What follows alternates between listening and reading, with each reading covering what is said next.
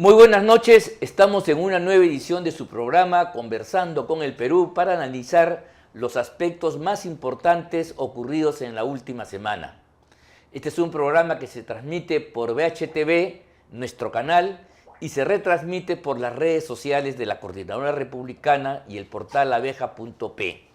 Soy Ángel Delgado y aquí en compañía de Luciano Reboredo vamos a llevar adelante los comentarios e incidencias del presente programa. Luciano, muy buenas noches, ¿cómo estás? Ángel, muy bien, buenas noches amigos, bienvenidos a una edición más de nuestro programa Conversando con el Perú. Ángel, te quería plantear como primer tema una encuesta que ha salido de Datum, que curiosamente, y a diferencia de las encuestas que suelen medir preferencias políticas, aprobación de un funcionario o de otro, esta mide cómo se sienten los peruanos, de qué están orgullosos y de qué se avergüenzan. ¿No? No es muy alentador el cuadro, ¿no? Por supuesto, como verás en el cuadro que aparece en pantalla, el motivo de mayor orgullo es la comida peruana. Para variar, de hace mucho tiempo. De hace tiempo. 95% de gente está orgullosa de la comida peruana y un 1% se avergüenza. Bueno, ya está comprobado que somos fundamentalmente unos grandes comedores, ¿no? Sí, comensales. Comensales o ventrales, como dijo un texto antiguo. Bueno, disfrutamos pues de la comida, lo cual es una necesidad elemental para la sobrevivencia, pero además, no solamente eso, sino que si tú le añades sabor, le añades calidad, gusto y calidad, estamos ante una cosa que expresa también, ¿no? Un modo de ser, en este caso de la comunidad peruana. Tiene que ver peruana. Con la identidad, ¿no? O sea, tiene que ver con la identidad, sí. Ahora, el segundo punto más alto de orgullo, cosa que me ha sorprendido, es la música y las danzas del Perú. 91% está orgulloso del folclore, pues de las danzas, sí, pues. Y el 2% no. Pero yo pensé que, la verdad, Ángel, como hay un alto porcentaje de alienación de música extranjera, no iba a ser tan alto en este caso, pero es sorprendente. No, porque revela pues el Perú profundo, el Perú de las mayorías, a veces silenciosas, que no están representados en los medios modernos, en la televisión, pero que sienten y se identifican. A ver, probablemente los programas folclóricos que aparecen muy de vez en cuando a horas de madrugada, en el canal, básicamente en el canal oficial, en el canal 7. ¿Tienen audiencia? No, ya sé, pero lo que quiero decir, si eso tú lo proyectas hacia los cientos de miles o millones, mejor dicho, de fiestas, encuentros, danzas que se producen en todo el territorio del Perú, que es muy amplio y vasto, entonces tenemos una presencia masiva.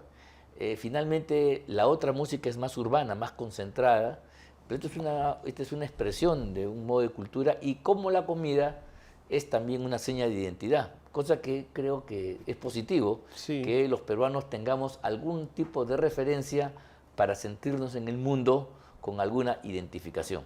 Sí, sin duda, Ángel, el folclore, la artesanía peruana y la gastronomía en cualquier lugar del mundo compiten de igual a igual y son superiores a muchísimos, ¿no? Sí, pues exactamente, porque este no es un país que tenga grandes triunfos en el ámbito deportivo, por ejemplo.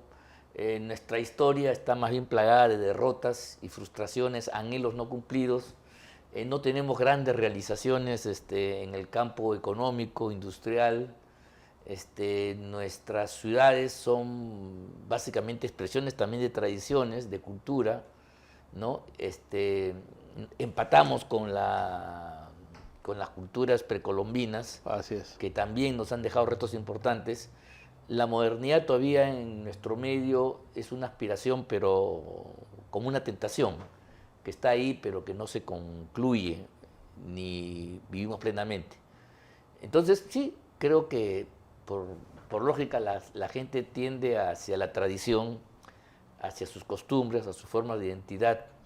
Es una forma conservadora de ser, pero yo creo que eso es efectivamente el Estado peruano, que justamente, ya hablando políticamente, los caviares quieren quebrar, romper, destruir, pero ahí se encuentran con una barrera, y felizmente esta encuesta, que no sé con qué grado de cientificidad habrá sido hecha, está de alguna manera reflejando esto que estamos conversando acá. Sí.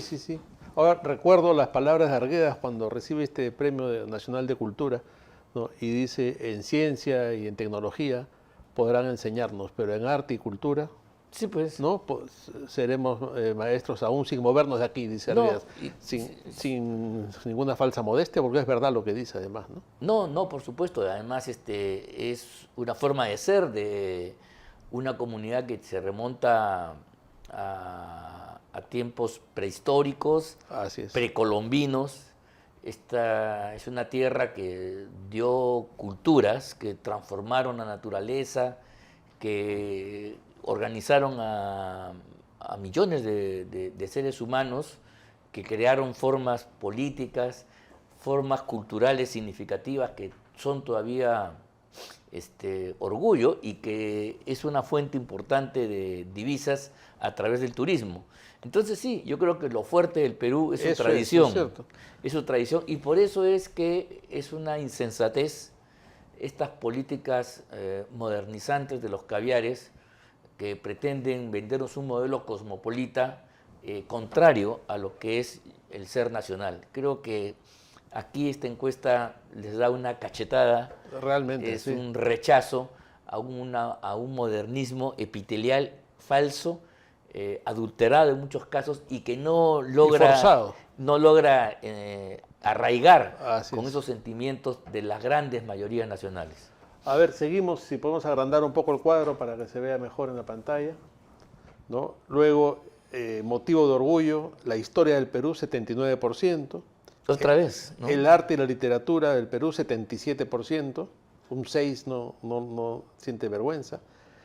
Desarrollo del deporte, ahí baja considerablemente. 40% siente orgullo y 28% siente vergüenza.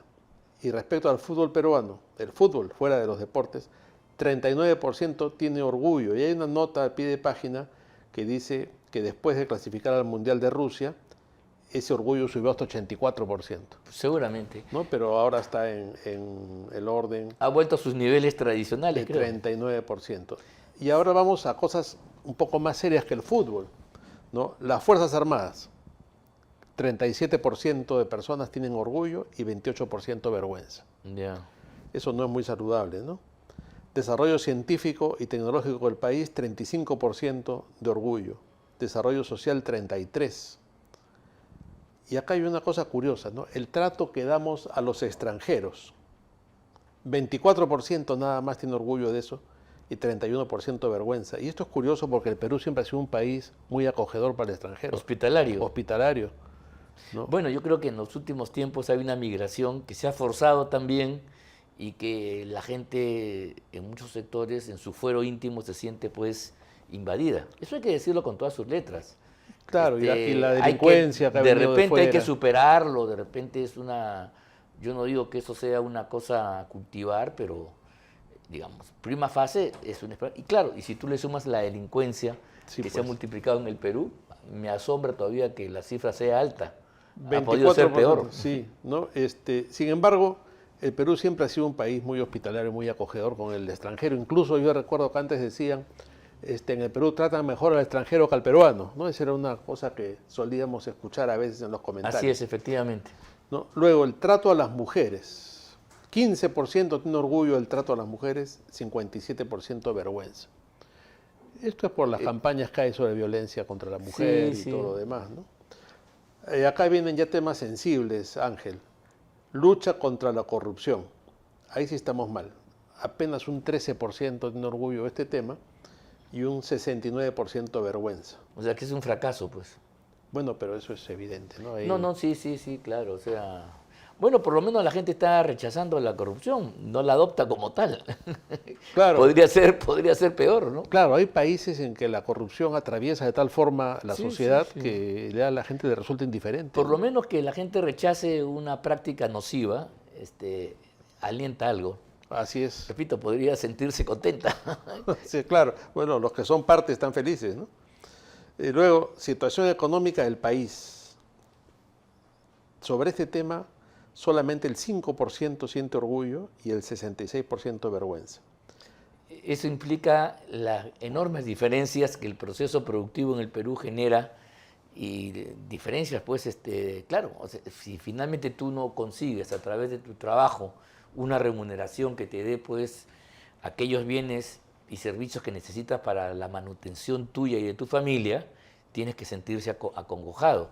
Y eso es efectivamente cierto. Pero ya... Apenas que sea un 5%, está casi reduciéndolo a una élite, a las élites poderosas y ricas que están ubicadas en algunos sectores de punta de la economía nacional. Es una de las contradicciones de la sociedad peruana, ¿no? Porque, claro, estamos en un proceso de recesión y el crecimiento es leve. Sin embargo, las cifras económicas no son tan desastrosas como podrían ser ante una crisis política, pero la gente no está contenta. No, porque, claro, el desastre se supera en la medida que hay un enorme colchón de economía informal, más del 80% a raíz de la pandemia, que es una forma de sobrevivir. Entonces, si tú te pones como objetivo, es positivo, pero eso no significa que el informal, el que tiene que ganársela día a día y no tiene seguridad, esté satisfecho, tenga templanza, tenga un grado de agrado con aquello que vive. Es una situación desesperada que se admite, puede ser heroica, pero no satisfactoria.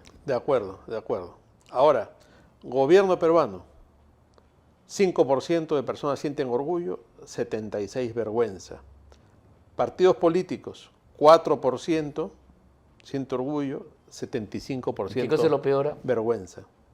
Congreso de la República. Bueno, ya es lo mismo, pues, ¿no? O sea, la política, el gobierno del Perú, que debería ser una de las palancas para poder superar estos problemas que hemos nombrado, ocupa los últimos lugares, ¿te das cuenta? Es al revés. ¿No?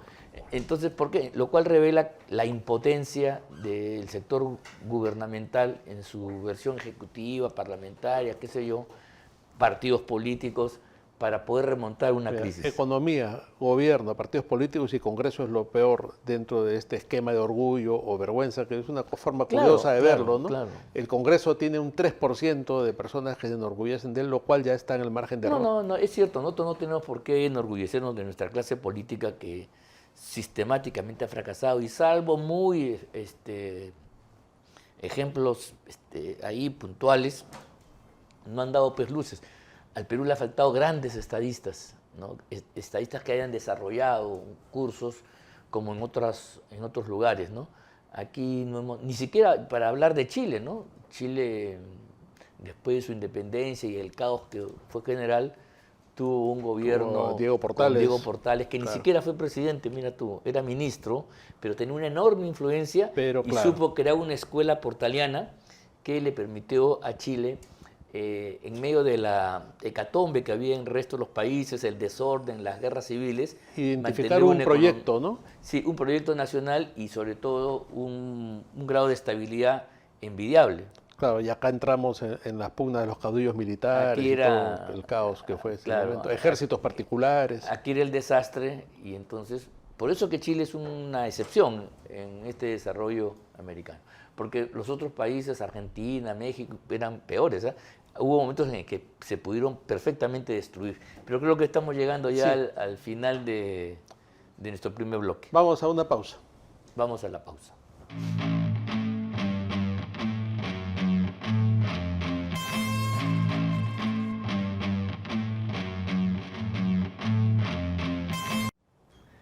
Volvemos, estimados amigos, con su programa Conversando con el Perú, y como ya estamos acostumbrados, todos los fines de semana, el día domingo en particular por la noche, los noticieros que de alguna manera están vinculados a las propuestas caviares que en este país tienen el control sobre el Ministerio Público y el Poder Judicial, tienen una sección dedicada a noticias de los fiscales y los jueces, y en particular a la señora Benavides.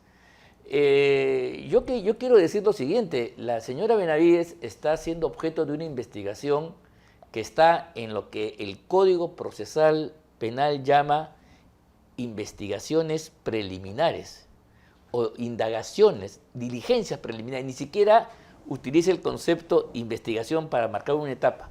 ¿Qué cosa es lo preliminar en un proceso penal?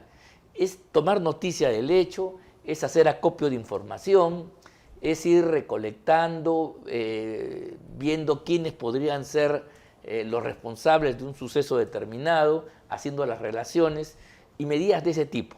Son medidas preliminares que, como su nombre lo dice, son antes que se produzca el suceso mismo. Así es. Si nosotros trasladamos esto al fútbol, ¿no? ¿Qué cosa es lo preliminar de un partido de fútbol? Antes del partido principal. Antes del partido, antes que el árbitro toque el pito. Claro. Entonces, ¿qué cosa hay? Los equipos entran a la cancha, las barras, de repente la Guardia Republicana canta. La llegada al estadio también se ha convertido en parte del espectáculo, actos ¿no? preliminares, ¿te das cuenta? Claro. Y los medios captan, ¿no? Desde que salen del hotel los jugadores, ¿no? Cómo llegan, etcétera, etcétera.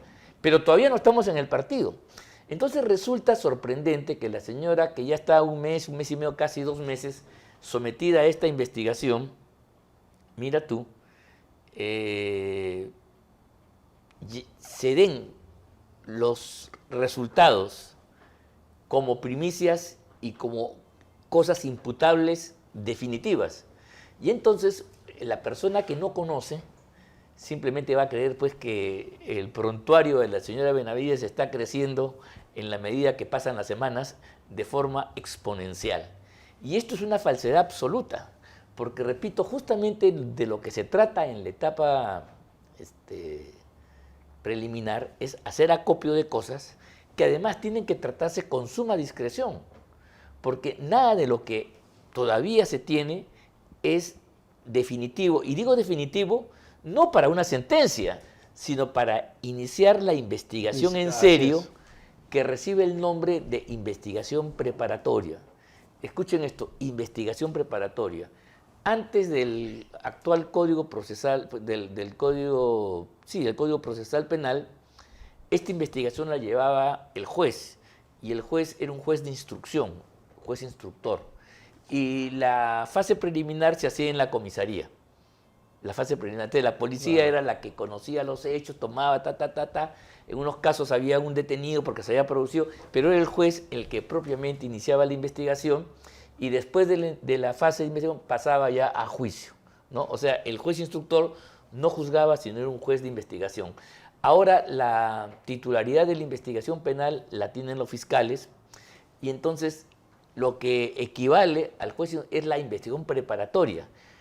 La investigación preparatoria es aquella en la cual ya existen elementos de convicción que permiten primero determinar la existencia de un delito y los posibles responsables de los mismos. O sea, ya se ha identificado a las personas quiénes pueden ser los probables culpables. Digo probables porque recién empieza la investigación preparatoria, la cual puede durar hasta 36 meses, de acuerdo al código, y en la cual hay que establecer de modo fehaciente, ahora sí, los elementos de convicción para poder pasar al juicio oral.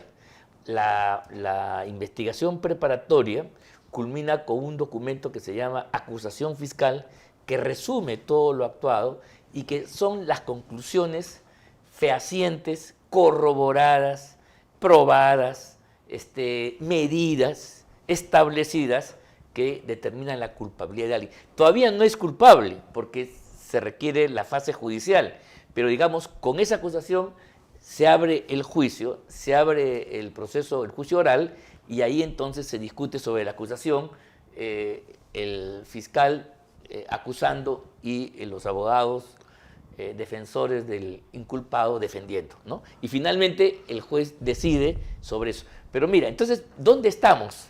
Estamos en la fase inicial de lo inicial, ¿te das cuenta? Previa. En la fase preliminar. Claro. Ni siquiera hay una investigación, y aquí ya se está dando por hecho de que la señora Benavides es tal o cual. Ninguno de esos hechos ha sido corroborado. Esas cosas que dicen que un colaborador, un testigo, son dichos que no hay ni siquiera tiempo para corroborarlos. Ninguno de ellos, ni siquiera el señor Villanueva, se ha convertido en un colaborador eficaz, que, como tú sabes, se necesita una resolución judicial para comprenderlo en esa situación, luego de un careo y luego de una confrontación donde se trata de verificar si sus declaraciones corresponden a la verdad o no, porque qué fácil sería entonces para cualquier inescrupuloso, más aún si ha delinquido, claro, acogerse a este tipo de beneficios. Entonces, es un proceso complejo, no creas tú que es de la noche a la mañana. Entonces no tenemos nada de eso, pero ya se sacan conclusiones. Y claro, este dicho de que la investigación fiscal debe ser reservada es una mentira universal, sí, porque todos los domingos en la noche sale un pedacito nuevo, ¿no? En los canales vinculados puedo decirlo con todas sus letras, a los procesos caviares, no de ahora, sino ya de antes, ya tienen experiencia, lo hicieron en el año 18, 19, 20, cuando estaba el lagarto Vizcarra en su proceso hegemónico, y en consecuencia ya lo van crucificando a uno, además sin poder, porque uno se entera o sea, la señora Benavides se está enterando en el mismo tiempo real que tú y yo nos enteramos, que usted, amigo, se entera. No es posible que ella la han notificado antes. Entonces, o sea, eso que se dice ahí no tiene ningún grado de corroboración. Ahora sacan una foto donde aparece un zapato. Un pie, ¿no? Un pie, dicen que es ella. Entonces, te das cuenta. Y en segundo lugar, ¿qué demuestra esa foto en sí? Ahora, mil cosas, ¿sí o no? Tú no puedes sacar una conclusión de eso, pero ya se saca una conclusión mediática que es absolutamente falsa.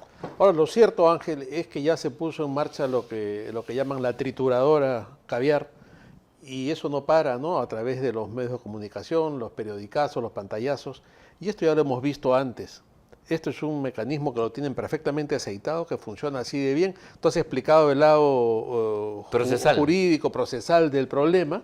Sin embargo, eso termina en un segundo plano cuando terminan por convencer a la gente y por condenarla a través de los medios de comunicación a la persona en cuestión, ya sea el caso de la fiscal de la Nación suspendida en este momento, como de los adversarios políticos que hemos visto en los últimos 3 o 4 años, cómo se les ha destruido a través de estas campañas, cómo siempre hay algún fiscal además por ahí o algún experto, algún analista dispuesto a vender su buen nombre para apoyar estas campañas de destrucción de honras, y eso realmente es muy peligroso, ¿no? Esto es una patraña tan clara. Y además funciona para uno sí, para otro no. Esto es una patraña tan evidente, mira tú, que el caso más importante que ha tenido el Perú, que ha sido el caso Lavajato, de Oderbis y compañía, las empresas brasileñas corruptoras, hasta el día de hoy ha pasado 6, 7 años y no hay ningún procesado en sede judicial. Menos aún hay algún condenado. O sea, los señores Vela, el señor Domingo Pérez y compañía, que han investigado a medio mundo y que par de incompetentes se han demorado un montón, ¿no? No han logrado todavía, a pesar del tiempo transcurrido, condenar. Y más aún, no pueden armar una acusación fiscal. ¿Por qué? Porque para tú llegar al momento judicial, tú tienes que tener imputaciones corroboradas con un grado de rigor significativo. Así es. Ni siquiera eso es lo final, porque lo final va a ser lo que diga el juez en 2 instancias, sino ya tienes que tener una cosa más o menos configurada. Entonces, este tipo de cosas, esta ralea, esta hemorragia de hechos, imputaciones, de dichos que dije el otro, la verdad, se van desmoronando en el camino como no sé, como piedrecitas de un río que van cayendo en la ladera, en las orillas, y al final no queda nada. Tú has mencionado el caso de Brasil. En Brasil ya los primeros condenados por Lavajato ya han cumplido su condena.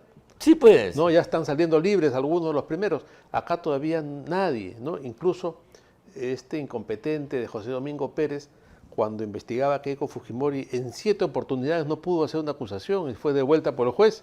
Y hasta ahora. ¿No? Ahora sigue en el limbo, no sé qué pasa, y ya la metió presa 3 veces. Pero ¿qué tipo eso es lo que se llama la prisión preventiva, que es una institución diferente, porque la prisión preventiva no determina culpa.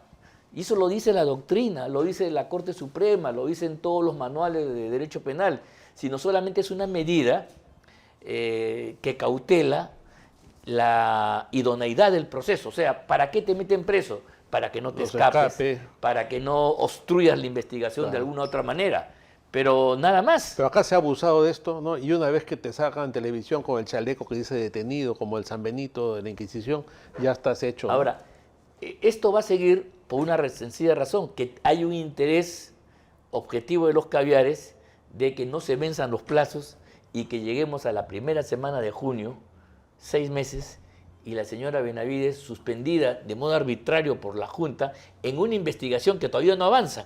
Mira, ni siquiera la han confrontado a la señora con estos dichos, ¿eh? No, nada. Claro. O sea, ella todavía no ha declarado ante la fiscal encargada, no lo ha hecho, y ya hay toda una campaña. Entonces, claro, esto va a incrementarse porque se quiere crear una atmósfera, un clima, un contexto en el cual, vencido el plazo, se va a decir, ¿cómo es posible que ella pueda volver a ser fiscal? Va a destruir todas las pruebas, ya no hay garantía de nada.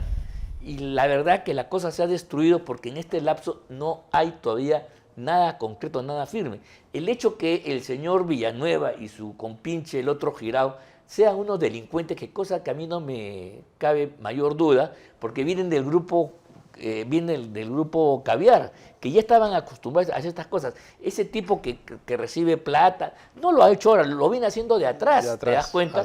El error de Benavides ha sido montarse en ese equipo Caviar, que herencia de Sánchez y de todos esos, y claro, esta gente pues que los otros ya sabían de qué pie cojeaban, los han identificado y los han hecho hablar para que incriminen a la señora Benavides. Si ella hubiera recurrido a su propia gente, estoy seguro que en el plazo, ni siquiera hubieran tenido el tiempo para armar esas estructuras mafiosas que hace Girao, por ejemplo, que le permite poner a subasta los cargos de fiscales para quitar y poner.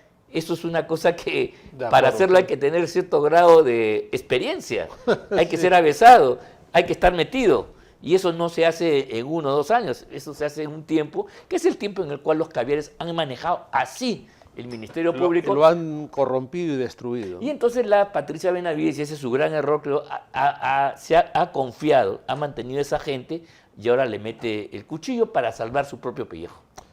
Así es. Bueno, se nos ha acabado el tiempo de este bloque, vamos a una pausa y regresamos. De todo más importante hacer estas precisiones, me parece, para no dejarnos sorprender. No, sí, muy Volvemos importante. Entonces en un instante. La segunda parte de nuestro programa, el tercero.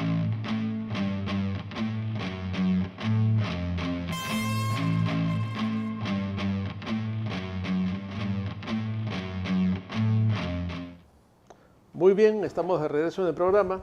Tenemos ahora, Ángel, una distinguida invitada, la doctora Mónica Yaya, para analizar algunos aspectos de la realidad actual y también, cómo no, comentar acerca del centenario del APRA, de la Alianza Popular Revolucionaria Americana. Así es. Que da origen posteriormente al Partido Aprista peruano. A ver, vamos a ver.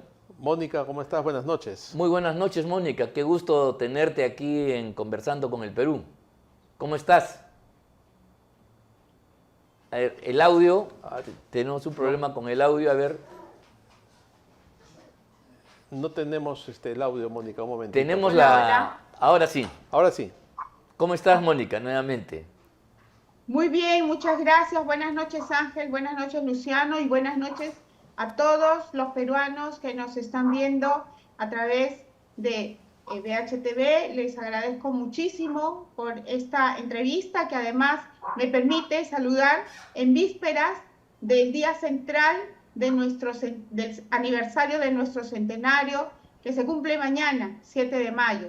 100 años desde que Víctor Raúl Haya de la Torre entregó en México la bandera indoamericana a los estudiantes latinoamericanos, representados en ese momento por los estudiantes mexicanos, para recordarles el deber que tiene la juventud de luchar por los que más nos necesitan, enarbolando la bandera de la libertad, que es la principal que defendió siempre Víctor Raúl Haya de la Torre y que además es uno de los aspectos de la defensa de los derechos humanos, sobre todo de quienes más necesitan. Sí, es importante esta efemérides. Efectivamente, no todo partido o grupo político alcanza 100 años, y cuando lo alcanza, creo que es orgullo de toda la nación, más allá de cualquier opinión. Creo que este es un logro democrático significativo, y por cierto, el APRA ha acompañado la historia nacional en las buenas y en las malas, y en consecuencia el carácter del Perú está íntimamente ligado a la trayectoria del Partido Aprista. Sin embargo, lo que estamos celebrando, y eso quisiera que nos expliques, Mónica, no es tanto la fundación del Partido Aprista Peruano, que tengo entendido que es en la década del 30. Es en el 30, sí. Sino es el APRA como movimiento continental, Alianza Popular Revolucionaria Americana, ¿no? Un frente todavía no partidario de todo Indoamérica, como así lo llamaba Víctor Raúl al continente latinoamericano, para luchar contra el imperialismo en ese momento muy agresivo y afirmar un conjunto de banderas que son los famosos 5 puntos del programa máximo del Partido Aprista. Entonces, explícanos un poco la diferencia de esta fecha de la propia fundación del Partido Aprista ya en los años 30. Efectivamente, el APRA es fundamentalmente una filosofía de vida que tuvo Víctor Raúl Haya de la Torre prácticamente desde niño, desde adolescente, adolescencia en la que él tuvo como sueño defender a los más pobres, a los que eran víctimas de abusos. Víctor Raúl Haya de la Torre es un ejemplo que tenemos los apristas de desprendimiento de intereses materiales, desprendimiento de aquellas comodidades de las que él podía gozar y desprendimiento sobre todo de ambiciones. Víctor Raúl Haya de la Torre fue un hombre que sin llegar a ser presidente de la República, no porque no haya sido elegido, a él le arrebataron la presidencia de la República prácticamente 2 veces, sin haber sido presidente de la República, en mi opinión y en la opinión no solamente de los apristas, sino de aquellos que no siendo apristas reconocen que realizó, que entregó al Perú y a Latinoamérica una de las obras más grandes que se puede entregar a los seres humanos en su conjunto, a una nación, y es una filosofía en la que la justicia social, la justicia para los más pobres, la justicia para los desposeídos, la justicia para que son víctimas de abusos, se une con el derecho a la libertad, y la libertad en todas sus expresiones, la libertad de opinión, por la cual él incluso purgó cárcel de manera injusta. Y has mencionado el tema de los 5 puntos máximos que Víctor Raúl Haya de la Torre mencionó, por ejemplo, en el antiimperialismo y el APRA, libro en el que además hizo una diferencia entre el APRA como un movimiento continental por la comunidad de historia y de intereses que hermanan a los países latinoamericanos frente al APRA como partido político. El Partido Aprista Peruano es la facción peruana de este movimiento latinoamericano. Pero a lo que quería apuntar en este momento era a esa mención que has hecho de los 5 puntos máximos, entre los cuales lógicamente se mencionó en ese entonces el tema del Canal de Panamá, por ejemplo, ¿no? Que en ese momento se encontraba en una disputa internacional. Lógicamente, internacionalizar el canal. Exacto, era un aspecto que en ese momento se encontraba en el debate coyuntural, pero en realidad, y ya viendo la vigencia de su mensaje, a lo que apuntaba, lo que advertía Víctor Raúl Haya de la Torre, era esa tendencia que había de algunos países fuera de Latinoamérica, que trataban de apoderarse de nuestros recursos para someternos a través, muchas veces, de nuestros propios presidentes de la República. Estimado Ángel, yo quisiera hacer hincapié en un mensaje que Víctor Raúl Haya de la Torre nos dejó y del que se habla muy poco, y que es el de la lucha contra la corrupción.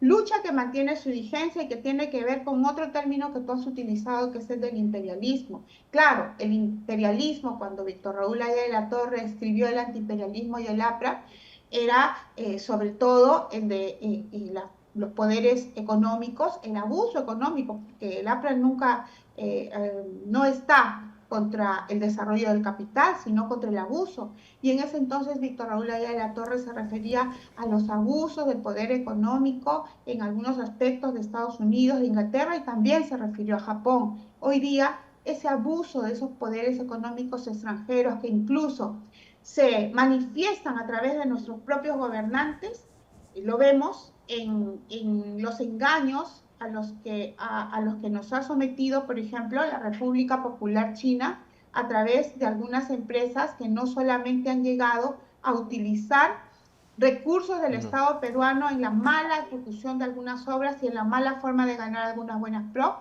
sino también este abuso se ve en la cantidad de peruanos que han sido engañados por empresas chinas como China Heshouba, como Sinohydro, como China Railway, que luego de haber tomado los materiales de construcción, las maquinarias, el trabajo de los peruanos, simplemente no han pagado a los peruanos por esa entrega de sus bienes y de su trabajo que hicieron. Y peruanos que, a pesar de sentirse engañados por esas empresas chinas, estas empresas extranjeras, reciben también las espaldas del Estado peruano. Y es allí cuando cobra vigencia el mensaje anticorrupción de Víctor Raúl Ayala de la Torre cuando habla del imperialismo, porque de acuerdo a lo que escribió nuestro líder, estos poderes que abusan de su fuerza económica y de su influencia política, utilizan muchas veces a nuestros presidentes como títeres para, a través de préstamos y contratos abusivos, sacrificar, ¿no? Atentar contra los derechos de los peruanos. Este mensaje de Víctor Raúl Ayala de la Torre, anticorrupción y antiimperialista, sigue teniendo vigencia, estimados Ángel y Luciano. Y es por eso que hoy, precisamente, muchos peruanos y muchos apristas continuamos el ejemplo de Víctor Raúl Ayala de la Torre luchando contra la corrupción. Y es importante también mencionar, ya que hace algunos días se ha difundido una encuesta sobre la opinión que tienen los peruanos sobre el APRA, ¿no? Es importante mencionar, Ángel, que esta vigencia que tiene el mensaje de Víctor Raúl Ayala de la Torre, la esperanza que tienen los peruanos en el APRA, se debe sobre todo al trabajo permanente y muchas veces silencioso de apristas con o sin cargo partidario. Correcto. Apristas humildes y sencillos, como la mayoría de los peruanos, pero que son líderes en las organizaciones que ellos conforman. Y me refiero, yo creo que es necesario referirse a nombres propios, porque a veces se menciona solamente a los apristas que tenemos mayor acceso a las entrevistas, a los medios de comunicación, y eso en cierta manera es injusto, porque si el APRA sigue vivo 100 años, es por el sacrificio, sobre todo, de aquellos apristas cuyos nombres no se conocen, y te puedo decir muchísimos nombres: Eduardo Icochea y José Muñoz de San Juan del Lurigancho, que me recuerdan, por ejemplo, esa parábola de Jesús en la que habla de la viuda pobre que entrega todo y que, sin embargo, bajo la filosofía cristiana, entrega mucho más que aquellos ricos que entregan solamente lo que les sobra. Cuando digo ricos, no es porque yo esté contra la riqueza, al contrario, ojalá todos pudiéramos generar riqueza y ojalá la mayoría o todos los pobres dejaran la situación de pobreza. A lo que me refiero es que los apristas son también del pueblo, son también sencillos, tienen necesidades económicas y sin embargo lo entregan todo. Y así como ellos, me acuerdo de Federico Mamaña en Tacna, me acuerdo de la compañera María Julia Paz y de la compañera Lilian Guevara en el RIMAC, me acuerdo, por ejemplo, del compañero Rafael Cabrera en Chorrillos, un jovencísimo compañero. Recuerdo a los compañeros Céspedes del CUA de San Marcos, al compañero Renzo Casanis del Comando Universitario Aprista, ese es el CUA, en la Universidad Mónica. de me acuerdo de Rufino Paz en San Juan de Miraflores, y me acuerdo de muchos apristas que entregan todo, alma, vida y corazón, por el APRA y por el Perú. Y permíteme, gracias por permitirme mencionar a solamente una partecita de ellos. Me faltan muchísimos: Víctor Raúl Tomay en el Cusco, John Romero de Huánuco, porque ellos, Ángel y Luciano, ellos son los que con su ejemplo de vida, con su sacrificio, con su entrega total, son los que mantienen vivo al APRA. Ellos y todos esos apristas que no necesariamente ocupan cargos partidarios, sin duda, pero que lo entregan todo por el Perú. Sin duda, Mónica, que esos personajes, muchas veces anónimos, son los que llevan sobre sus espaldas lo más pesado del trabajo político y lo que hace exitoso a un partido también. Ahora, permítenos hacer una pausa comercial y seguimos conversando. Gracias. Gracias.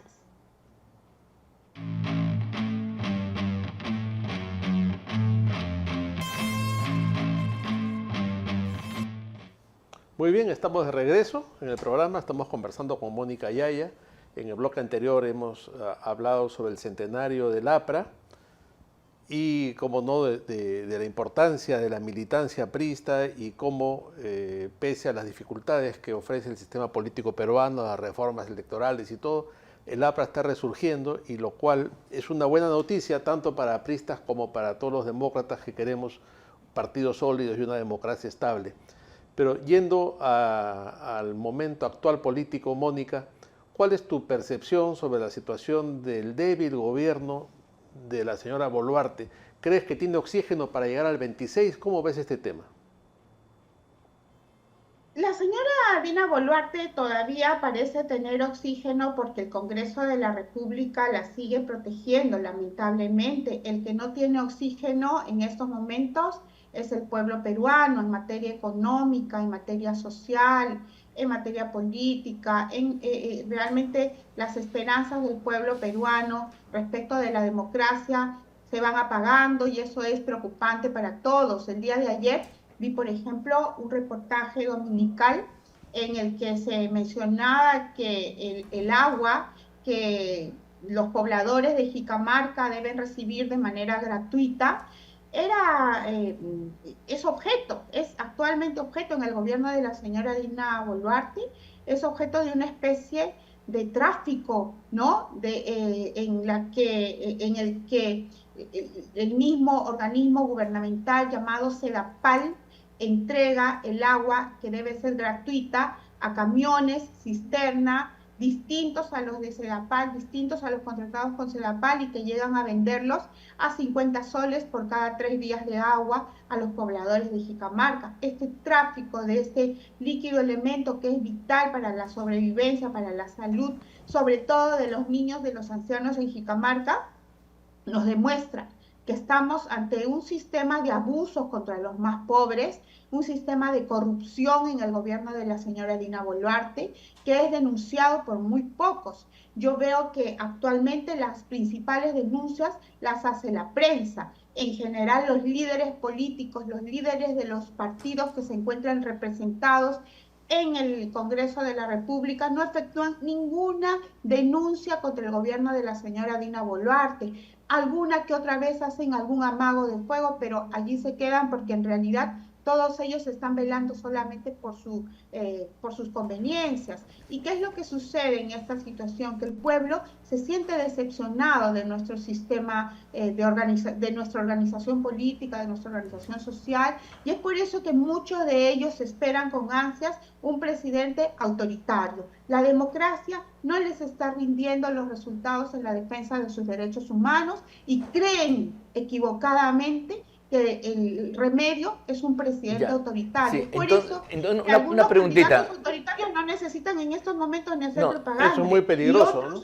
Sí. Es peligrosísimo, es peligrosísimo. Y la culpa realmente es de los líderes políticos que se llaman democráticos, ¿no? Que no efectúan ninguna denuncia directa y valiente contra sobre eso yo quería preguntarte, Mónica, y decir si esta conducta complaciente, omisiva en otros aspectos, es el caldo de cultivo, pues, para la gran decepción, primero porque las fuerzas democráticas que lucharon contra Castillo y que lograron finalmente su caída, terminan dispersándose, dándole un respaldo incondicional a la señora Boluarte, que para la gente parece una especie de trueque a cambio de quedarse como sea hasta el año 26, y eso después le puede pasar factura a las fuerzas democráticas. Eso es un tema grave, porque la señora Boluarte, en lugar de aparecer como la continuación de Castillo, que eso es lo que fue en realidad, está apareciendo como arropada por las fuerzas democráticas,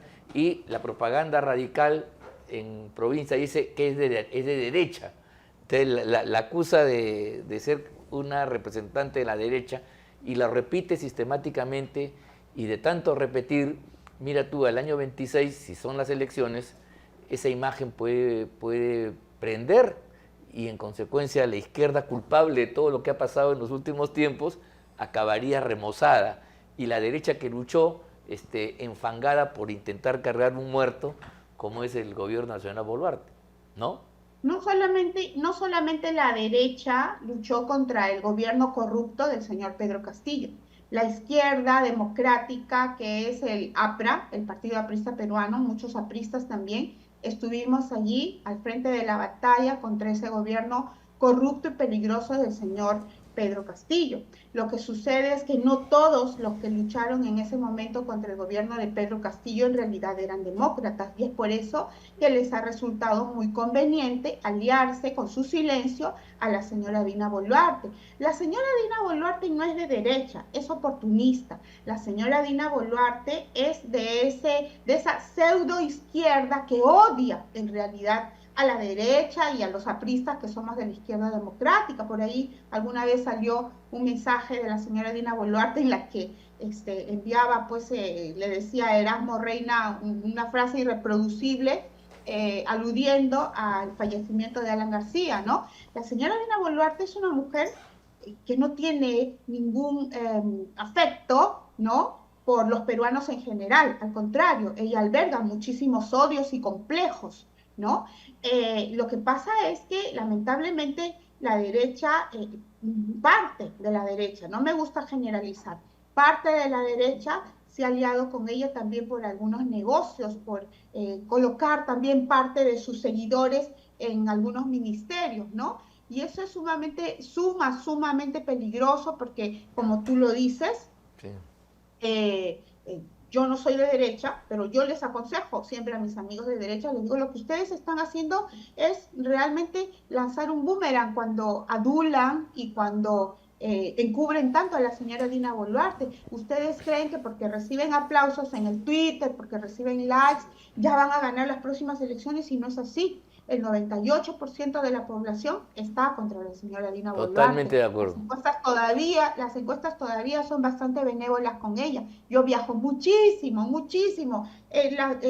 A la semana pasada he estado entre Tacna y Arequipa, y realmente el descrédito que tiene la señora Dina Boluarte, el descrédito que tiene la derecha, el descrédito que tiene lamentable y peligrosamente nuestro sistema político en estos momentos, es absolutamente preocupante. A mí no solamente me preocupa muchísimo que nuestra población se equivoque y nuevamente elija a un presidente con vocación autoritaria, sino también me preocupa muchísimo esa tendencia que tiene nuestra población a hacer justicia por mano propia, ¿no?